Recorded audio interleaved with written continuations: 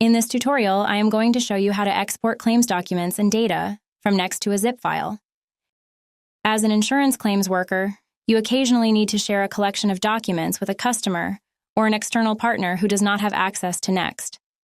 Next has a wealth of features to help you share documents with others. And sometimes you have a need to collect and share documents in a more offline sharing format. For such a use case, Next offers one-click export to zip.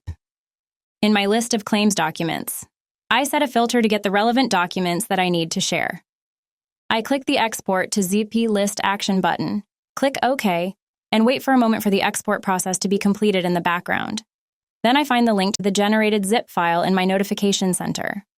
I can now share the zip file by using email or download it to my PC. That was it. Thanks for watching. Next Way, making good business run better.